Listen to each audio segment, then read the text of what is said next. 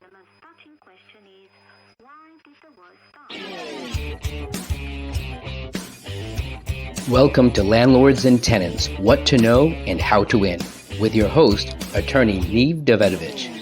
In the Landlords and Tenants podcast, you'll learn from property owners as they share their experiences, aimed to help shape and educate people's practices. What has worked, what has not worked.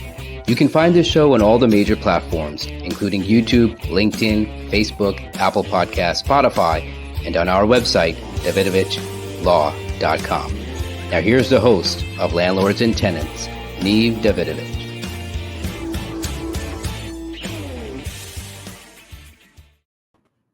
Hey, what's going on, everybody? This is Niv Davidovich. Welcome to episode 4 of our new podcast entitled Landlords and Tenants, What to Know and How to Win.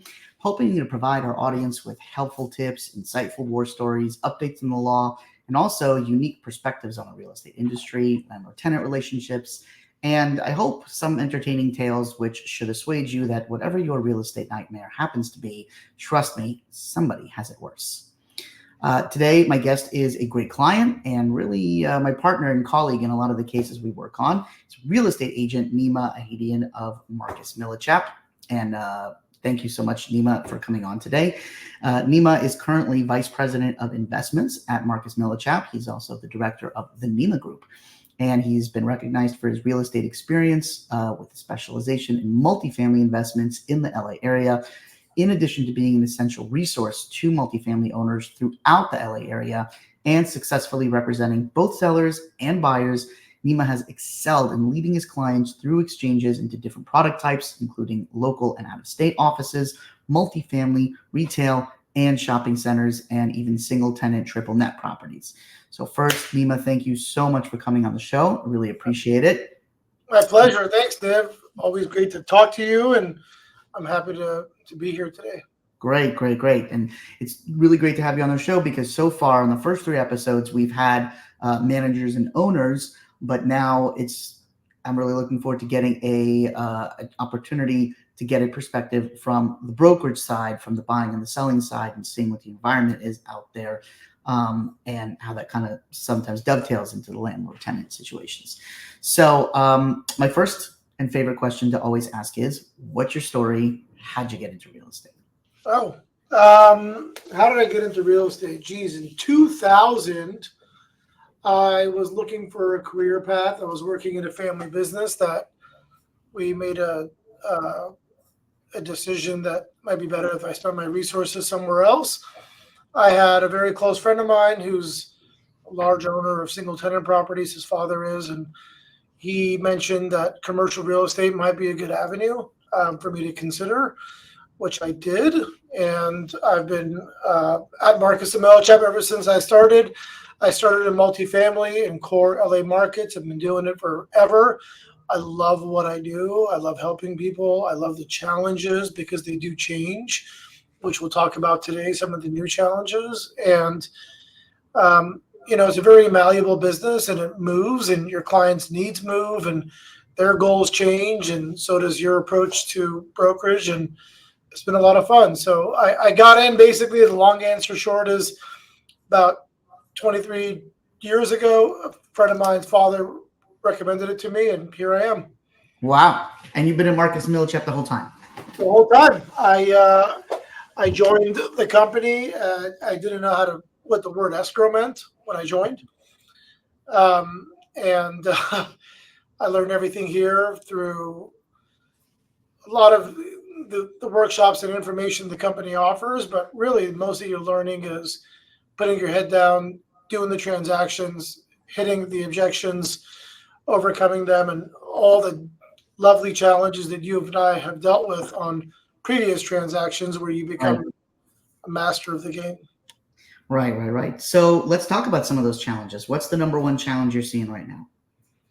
Today, March of 2024. Yeah. Insurance. Right. So for everyone that doesn't know, basically, if you're listening to this and you don't know, you got problems. But true. It's very, very difficult and very, very challenging to get an insurance policy right now. and everyone who has one is scared of losing it. On my side of things, on the habitability claims, where it's affecting things is that people are just terrified to even make a claim. And so they're doing a lot of things outside of the insurance context. And even though I'm telling them, hey, look, this is an insurable claim, you might want to make the claim here, they're saying, even if it costs a little bit more than the deductible, even if I have to pay out of pocket, the potential either loss of my policy or the increase to my premium is simply not worth it. It's actually cheaper to do it on my own, even when it costs more than the deductible.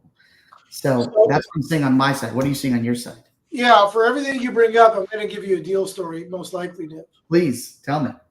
We're marketing, let me not give too much details, a 40 to 50 unit building in Los Angeles that the ownership bought the property, inherited a handful of tenants that decided to sue the ownership for habitability issues that my client inherited from the previous owner. Okay. They buy a property. 3 months later, they get hit with a lawsuit from 10 tenants saying the building is completely falling apart. You're a slum. Okay, but we became the owner 12 weeks ago. It's not really our fault. And fast forward 8 years later, maybe 6 years later, they did file a claim. Their insurance company handled it. Although most of the blame falls on the seller. Right. They obviously just want to rid the problem, do the work inside the unit as required, even though tenants wouldn't give them access. Also very common. Documenting it is critical. Yeah. We made the attempt to come in. You denied access because of COVID or whatever. You notified us again of an issue. We try to come back. These things are really, really crucial. Right. When handling it with an insurance company and when going to sell the property also. Right. So anyway, they made a claim and their insurance is over $90,000 a year. Wow. The policy, and they need a lot of coverage because they have to protect themselves, but I'm going to just do some quick math in the background. It's about, over $2,000 a unit for insurance. Wow. It should be less than half. Should be really about half of that. Wow. And that's how much it went up after they made the claim. That's the current policy now that they're paying. We usually would underwrite about $30,000. They're paying $90,000, and I'm trying to get a quote for about $40,000 to $50,000 with habitability coverage. And when we take a listing, we look at it as really we have a requirement and a fiduciary to the seller, and we have a checklist of items that we do before we go to market, during market, all that. The first thing I do today, which used to be order a prelim to make sure there's no liens, right? I reach out to an insurance company. Wow. And I did that on this transaction 2.5 months ago. I still can't get a quote because we know that most buyers are going to want habitability coverage, and most insurance carriers don't want to provide it. Right. Because we have a claim on the lost runs. Right. Right. So what are you doing about it? We have the seller's done a really good job of documenting everything, and they've engaged their counsel immediately in doing so. And that's really critical when selling a larger asset or even a smaller building. We have the same problem on a 6-unit building versus the 50-unit building. So it's across the board. Right. Documenting it, shopping for insurance in advance, and really partnering with insurance companies and brokerage teams to get the right coverage to make the asset sellable today, where you can get a buyer to go, yeah, sure, I do that deal. So that's become one of our biggest challenges, and really a big portion of our focus is on the insurance. Wow. Are you working with insurance brokers or are you going direct to the insurers? Both. So I have a little cheat sheet on my desk that I can send to anyone if you need. It's called insurance contact sheet. Right. We literally send it out to people. we have 5 or 6 carriers that we see that are active still, Right. and then 4 or 5 brokers that are really active that understand multifamily. And I mean, we just had a call last week where the potential buyer, me and the insurance broker, got on a call to discuss how much coverage they can provide, who the kind of carriers would be. And this is all before he would even make an offer. This is never heard of. You know, like, guys submit their offer, you get insurance 3 days prior to the close. Boom. That's what we're used to. Yeah, you like do it like that morning. Are we bound? Yeah. Are we bound? Great. And Yeah. 3 hours later, we're closing. I have guys that won't make an offer until we figure out the insurance cost in advance. Wow, that's crazy. No, well, given that the insurance has gone up so much, is that affecting the price of the sale? Yes. How explain? I have a success story and a failure story. We were selling a building in East LA. We were under contract. We had one tenant that hadn't paid rent in 3 months, and he's been there for 10 years. First time not paying rent. Wow. And he sent the seller received a letter from some law firm that said, "Hey, we have a claim against you because of the condition of the unit." And look, not all sellers are professional outfits with, huge resources and counsel on call and management software and management companies and all that. My client, just a regular guy that bought a building 30 years ago, and he's just doing his thing, right? He gets the letter. Well, first he goes to the tenant and goes, "What's going on? How come you haven't paid your rent?" Unresponsive. He calls the attorney. Unresponsive. We end up going under contract. We disclose all this to the buyer. We discover there's deferred maintenance in his unit. The seller fixes it in 48 hours. So he does his job as a landlord. Okay. The buyer removes contingencies. I've never seen this before. He removed all contingencies subject to getting insurance. And I'm like, that's kind of weird. Can we? And he had an agent representing him. Can we get on the phone with your buyer and please discuss? Sure. We get on a conference call. He's been denied from 5 carriers, including the existing carrier, because of the age of the building. And what these guys do is they'll take the images from your marketing package or from Google Earth, and they'll look at the roof. And they'll be like, "Oh, your roof is shot. Forget it. We don't want to insure it." It's like, okay, we can just do a carve out for a roof, or do a holdback of 30 grand or something. Right. And he couldn't get coverage. Well, he did get coverage. It was about 3.5 times what the existing policy was. He canceled. Wow. He said, "Forget it." We even offered to pay year 1 of the delta and the premium. And he's like, "What am I going to do between year 2 and 50? Forget it." So that canceled. And then we had a 9-unit building in Brentwood, gorgeous building, 80s vintage, for about $4.5 million. Farmers was on there forever, and it had vines growing on the building, which were beautiful. Right. The insurance company said you have to remove them prior to the close. Right. And my seller said, "No, I'm not letting, first of all, I'm not going to do it because it becomes a trickle effect, right? Right. And you have damaged stucco, you're breaking windows, you're bothering tenants." And anyway, they got an insurance quote. Farmers was $7,500 a year. They closed at $21,300 for the policy for the same coverage for a 9-unit building. Wow. This is we closed 2 weeks ago. 21,000 for 9 units. So that's what, $2,300 per unit. So he paid a little bit more in order to close on the building, remove the vines, restucco the property, and then he's going to go back to the insurance company and try to lower it. But he doesn't know if he can. And that was several carriers he reached out to. So these are the challenges we're dealing with, and they're real. They're real. It's my new interest rate is insurance. I was going to talk to you about that, about the interest rates, but it seems like the insurance is really going to be driving things even more. Is it? are buyers able to take advantage of it by saying, hey, look, the insurance is so much, cut the price down?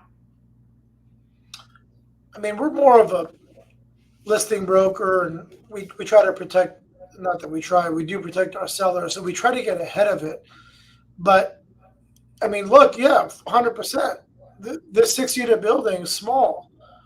It affected the value because the buyer canceled, and now we're going to buyer number 2. And on the 50-unit building in K-Town that we're selling, it's a real P&L number. I mean, it's an item that you can't ignore now. It has to be handled on the front end, not on the back end. So Right. It is affecting values for sure. Interesting.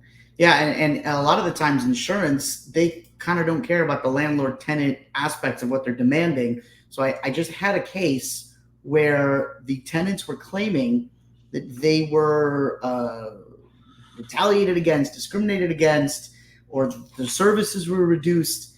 And I asked them during the depositions, why? How did the landlord discriminate against you? He said he took the bars off our windows and he made it unsafe so that anybody could just come through the windows. Well, the landlord didn't do that just because he wanted to. The insurance company forced him to. Oh, It's a wow. fire hazard.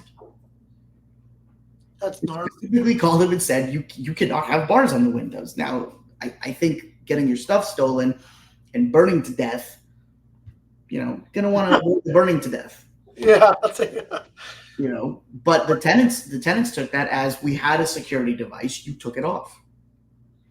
And I mean, even if you look at that as a change in service, I mean, how much is that a month? That's not a big number. It doesn't matter. It doesn't matter. It's if it actually was a change in service, which you can't really call it a change in service. It could theoretically require a rent reduction, but here, because the modern code doesn't allow you to put bars on windows because it's a fire hazard, you're really just doing something to make it more conform to the law, and also because the insurance requires it. Wasn't a very good argument with them. We ended up settling with them. But from their perspective, they don't care if the insurance company tells you that. And the insurance company also doesn't care how much it costs you to do what they're asking you to do. They're just trying to watch out for their bottom line. Yeah. I mean, these are real examples that I know we're going to be dealing with. We just had a client or a potential client consider selling because the insurance company required them on an old building, 60s vintage, 30, 40 units, to change the electric panel. I hear this all the time, to change the electrical panel. And it's not like changing a tire, Niv. These things are hard to find. You have to permit them. They're expensive. You have to. I mean, she's been trying to get it for 9 months. It's like a whole Indiana Jones. It's like a whole Indiana Jones movie to track down these parts from like the 1960s. It's not like you just go down to Home Depot, and just pick up a 1963 electrical panel. So a lot of the times your only option is to just go put in a brand new one inside of a whole building, and you forget it. You just ate in the profits for the last 5 years. And one thing your clients can do is be proactive. It depends on what your goals are. If your goals are to sell, but even if they're to hold and refi, you just got to be proactive. But the challenge is that it's limiting their ability to achieve their goals. This lady wants to sell. She's like, I've hit my limit. I'm good. I can't take it anymore. I live up north. Utilities have gone up. They're gonna drop my insurance company. I can't find a panel. I'm out. But now she's like, well, I already paid the electrician a little bit of money.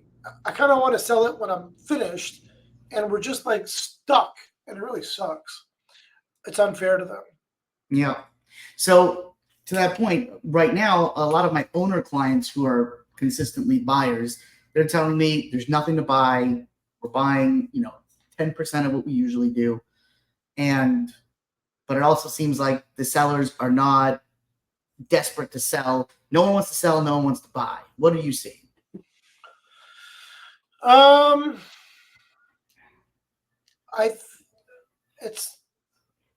We were spoiled for a long time.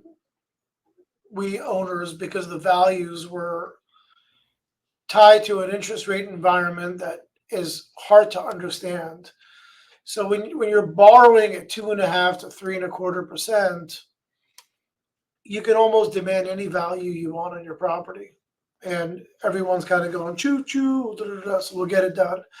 So it's not that you can't buy or sell. It's just that if you had to sell today, what are your goals, right? We talk a lot of people off of selling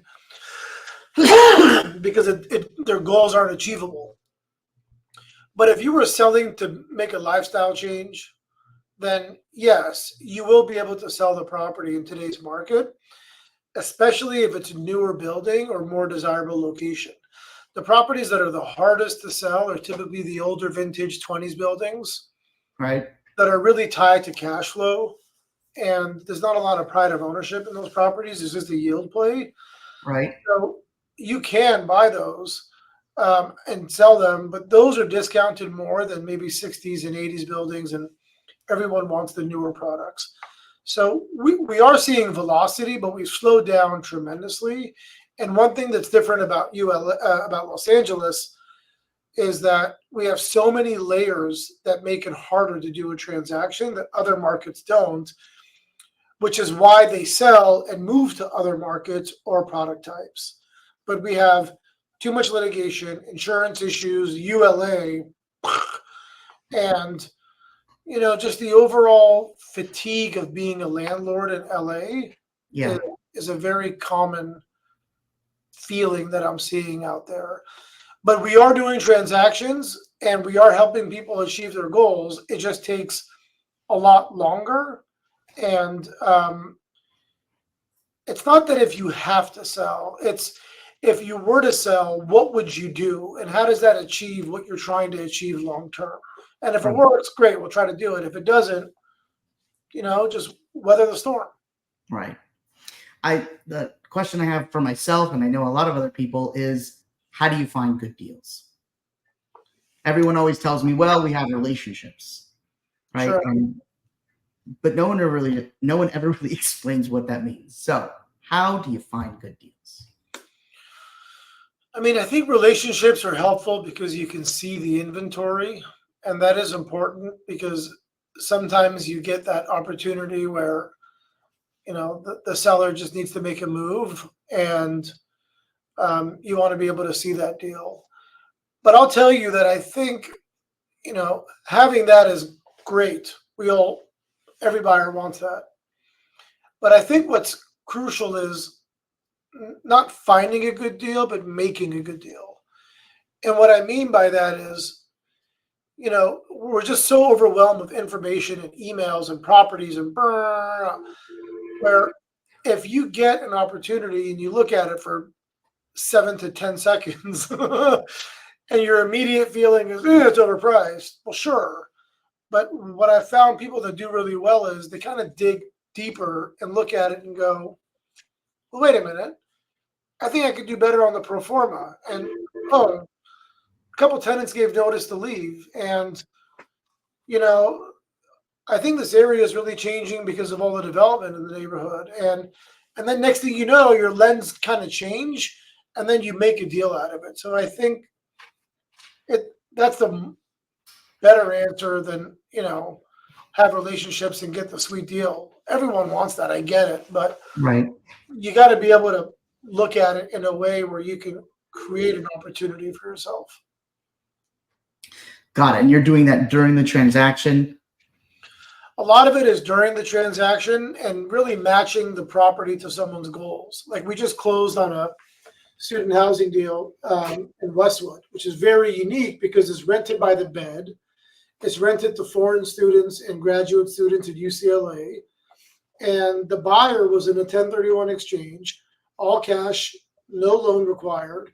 She's moving from Florida back to California, the only person in the universe moving back to California. She wanted to live on the west side and own a building that had yield. So we put that transaction together by finding the right seller, the right property, and making it happen. Where for anyone else, they're going to look at it and go, I don't want to buy a student housing building in Westwood. What is that? Why? It's not for me. But her goal was cash flow and something small enough to handle. Right. So it's really understanding someone's real needs and motivations and being able to match them, not just sending 30 deals and saying, which one of these stick. Got it.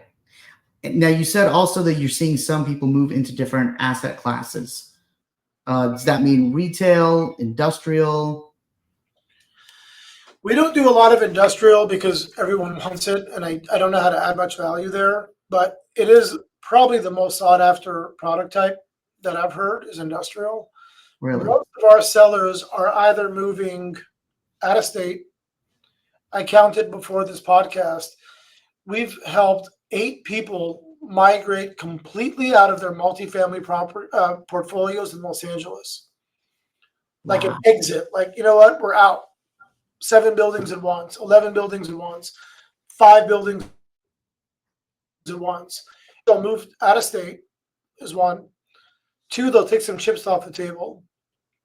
Or 3, there's nothing wrong with a good triple net property in a strong location that has yield, has a good corporate backing, and if the tenant were to leave, you can re-tenant the property. People still like those because it kind of hits the motivation that a lot of our clients were buying properties 30 years ago were to cash flow, and these properties cash flow. But if they're doing like a 6 cap, 7 cap, you're making 6-7% on your money. What's the point? Because your multifamily property in West Hollywood has appreciated so much in the last 10, 15 years, where you take all that equity and you put it in a property that generates yield. Most people at the end of the day, they want the cash flow to live off of. Right. Because their goal is cash flow. Now, if your goal is appreciation, or you're trying to get to a certain number of units, or you want to refinance and pull out, that's a different goal. But right. A lot of the investors, they get a little bit older and more experienced. They've kind of said, if my building's worth $4 million or if it's worth $7 million, who cares? How much do I make a month? Right. Because So what do you say to a person who's, I don't know, maybe even like me? I'm working, the money that I'm making from working is really what I'm living on right now, but I want to be in a position where I can just live the same lifestyle, but off of my real estate money 25 years down the road. So you need appreciation. I need cash flow later. What's the plan for something like that? Yeah, if you have that mentality and you're going into it knowing that the first few years might take a little bit of time and you have to stabilize or grow the building and grow the rents, then it's much easier. But if you're going in for yield day one, then maybe a building in West Hollywood or Santa Monica isn't the right property for you. No, but not even multifamily. Let's just say it wasn't multifamily. Let's say it's commercial. Yeah, there's a lot of people looking at retail now, and your 5-year leases. You don't have the habitability issues that you have in multifamily and some of these silly claims that we're seeing. Yeah. Yes, you have the drive-by ADA compliant stuff, but a lot easier to wrap your head around. It's legalized extortion. Basically, it's $3,000 to $15,000 a claim. And right. It's always cheaper to just give them the money than it is to fight it. We handle those kind of claims, we have one a week. So, God, it's crazy. Yeah, and it doesn't even matter, even if they're completely full of it. You could show them that they're completely full of it, but proving to them that they're full of it and proving it to the court costs so much more money than handing them a check for $5,000 that it's just not worth it. I mean, you and I are dealing with that on a property that I own, and your advice was really solid this morning. Yeah, we were talking about that. That's, not ADA, but with evictions. Sure. You have to look at it. You have to look at it from the economical perspective, because the way I look at my job in terms of being a lawyer is I'm not trying to win cases. Now, that might sound really weird, but My goal is I'm a vendor to the owner, right? Yeah. I think every vendor should have this mentality. A contractor is there to help you build something, not to show how good of a contractor he is, right? Not to do the prettiest possible electrical panel, but just to do it in a way that's economical for you so that you can save money and continue to make money. Because that's what every owner wants to do. Every owner wants to make money. And making money has a proactive, there's the collecting, and has a defensive. Yeah. There's offense and defense, and the defense is to save money.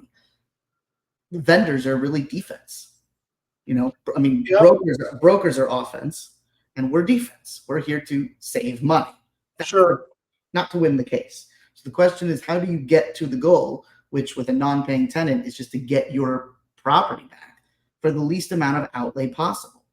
And a lot of the times, because the cost of a jury trial from a legal fees perspective, even if you win, is so high, if you end up waiving rent that you're never going to see anyway, even if you get a judgment, plus giving the tenant some money to leave.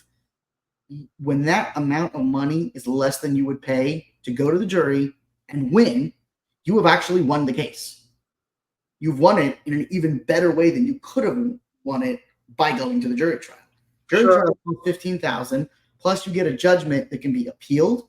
You can have a motion to set it aside. You can have a motion for relief from forfeiture. It is a subprime product, a jury trial judgment. Stipulated judgment, there's no motions, there's no appeals, there's no nothing. The worst case is that the judge will give him 2 weeks extra just out of niceness and say, don't ever come back here again. Sure. You have a stipulated judgment, that's a for sure product. You're not gambling anymore. You're buying something at the store. Certain. So if I can pay $10,000 for a certain product or $15,000 to gamble, and if I win the gamble, I get something worse than I could have bought, why would you gamble? Right? $10,000 is winning. You wanted a judgment for possession, you got one. You won. Yeah. Who cares how you got there? What I see a lot is, and where you're really, really helpful, is removing the emotion from the equation. You have to.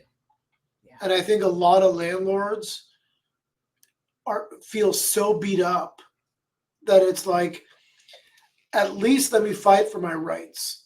And I get it. I totally get it. I think you should. But separating the emotion from what's really going to happen is, we hear too many war stories that don't end up well, that are driven by emotion. Right. And I'm sure you do too. So, yeah. The thing is that emotions lie. They're telling you things, they're telling you to do things that are inconsistent with your actual real intellectual goals. They're just telling you to do things to placate them, to make you feel good. And sure. Fighting and going to jury trials and all that stuff, it feels good. It feels like I'm standing up for myself. I'm not just backing down, right? And it's totally natural to want to feel that way. Problem is, your emotions are lying to you, right? And as long as you're playing in that emotional field, there's no right, there's no wrong, there's no truth, there's no lies. Everything is just whatever anybody feels like that day, right?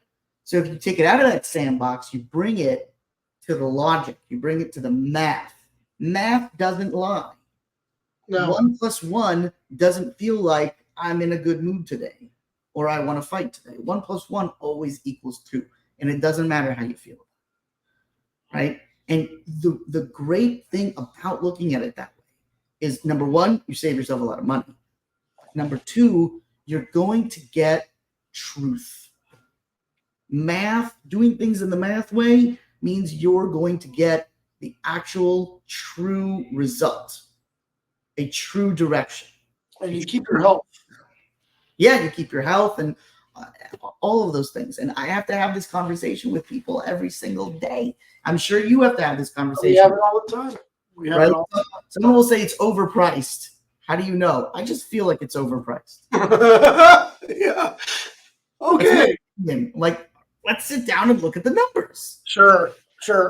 right? I'm sure you have to have that conversation too, right? Of course, all the time, especially now much more. We go through P&Ls line by line and try to figure out how to, make a deal work today. But yeah, you're right. Those numbers don't lie. Here are the P&Ls. Here's the model. Here are the interest rates. Here's the price. Let's play with it until you're happy, and let's rock and roll. Right. So going back to your clients that are dumping LA, where are they going? A lot of red states. Obviously, Tennessee, Denver, Arizona, Las Vegas, if you know where to go.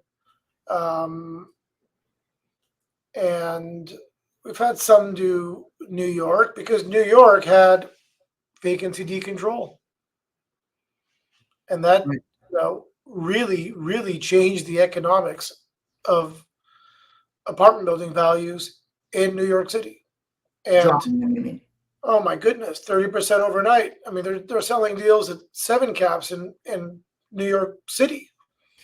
But what's the point of buying it if you know that you're going to have low rent control rent forever, no matter who comes there? Because your yield is already significantly higher, and people do think that they're discounted properties because of the legislation there. And it kind of concerns me here in Los Angeles because we have the ULA, we have the insurance issue, and the insurance issue is not just habitability. I mean, a lot of it came from the fires, Right. Where insurance companies said, hey, you know what, we're good. We've had enough. But if Costa-Hawkins were to be repealed, it could really change the landscape of, I'd be applying it Davidovich Stein Law Group for an internship. I tell people every day, if they get rid of Costa-Hawkins, for everybody who doesn't know, Costa-Hawkins is a beautiful, wonderful law that we all pray stays in place forever and ever. Because what it does is it makes it illegal in the state for any local entity, your cities, your counties, your various communist clubs, to pass laws which make vacancy decontrol illegal. And vacancy decontrol is the right that you have as a landlord to reset the rent to market when a tenant or the groups of tenants, all the roommates, leave a unit. So even if you're in LA rent control, West Hollywood, Santa Monica, whatever it is, and you got someone in there who's been paying very, very low rent, it's living there for 40 years, once that person finally leaves, whether it's through whatever means, that $800 rent they've been paying, you can jack it up to the market, which is sometimes, you're talking going from $1,000 to $4,000, $5,000 when you jack it up to market and clean it up a little bit. So you're talking about very, very significant numbers. Sure. And it's an economic force that people rely on. Well, without Costa-Hawkins, if that gets repealed, that security blanket is gone. Now all the local entities can do whatever they want, and they can do exactly what the city of New York has done. And it immediately, as Neema said, it immediately drops your values 30% overnight because the city of LA will do it. The city of West Hollywood has already said they're going to do it. Santa Monica is going to do it. So you're talking about 3 of the places that have the most attractive apartment buildings. Their value is going to just plummet overnight if Costa-Hawkins is repealed. So what? And you have a lot of clients who are also concerned about that. I mean, we've fought it twice and we won, and we protected our rights. The scary reminder is, first of all, we've had vacancy decontrol in Santa Monica in the 90s, I think, right? And you can see that a lot of the properties there, people weren't investing in them because it didn't make sense to. Right. And the concern that I have this time around, Niv, is that last time we were voting, there was a lot of fluid capital in the commercial real estate market from institutions and owners that were enjoying the benefits of low interest rates. And everyone was making money, values were going up, you could easily refinance, and there was capital behind fighting it. And I just don't know how much capital there is today to educate voters that this is going to hurt you in the long run, which is really what happens. Yeah. I read an article that I believe it was Boston did something similar, and rents went up, affordability went down when you try to control the markets. Right. But if there's no capital fighting it, then I'm a little bit concerned, and people are too. Yeah. No, I'm very concerned. It's really the existential issue, the existential legal issue, at least, for everyone who's in the market, who's in the multifamily in the entire state of California. Yeah, exactly. Yeah. So another question. Let's get back to the interest rates. That was the original emergency before the insurance came out. Sure. But it's still a problem. How do you see that affecting current sales, and how do you see that going in the future? Everyone was hoping that things might settle down this year and rates go back down, especially towards the elections. And that might happen. The reality is we don't know. No one knows. It's hard to value properties with financing around. Our 9-unit building in Brentwood that we closed at under $5 million was 50% loan to value at 6.25% rate. So, people say, "Oh, you can't make deals pencil with 6.5% debt." Well, you can, because we did for many years before rates were at 3%. But the prices have to adjust towards it. And on properties that we're selling today, they're either all cash buyers, people that are comfortable doing low leverage, and long-term holders. So are rates going to come back down this year? I don't know. I have no idea. If anyone tells you they know, please put them on a group chat with me. We have a lot of questions for that person. But what I can tell you is the buyers that are still active today are taking a very long-term approach to ownership in Los Angeles. And, the syndicators, the outside capital, and the quasi-institutional players are kind of on hold right now. Right. Got it. Well, I think that's pretty much all the time we have for today, Neema. I really, really appreciate you coming on. And I want to thank everyone for tuning in to this 4th episode of Landlords and Tenants. I hope you had as much fun as we did, and tune into our next episode coming soon. If you have any questions about landlord-tenant, real estate, or construction matters, you can always feel free to reach out to us at 818-661-2420, or feel free to email me at niv@davidovichlaw.com. Don't worry, I will spell that for you. It's DAVIDOVICHLAW.com. Thanks so much, everybody. Thank you again, Neema. It was really, really fun. See you again soon. Thanks. But I think the most touching question is, why did the war start? You've been tuning into Landlords and Tenants with your host, Niv Davidovich. You can find the show on all the major platforms, including YouTube, LinkedIn, Facebook, Apple Podcasts, Spotify, and on our website, davidovichlaw.com. Thank you for your positive reviews, comments, questions, and for sharing this show with others.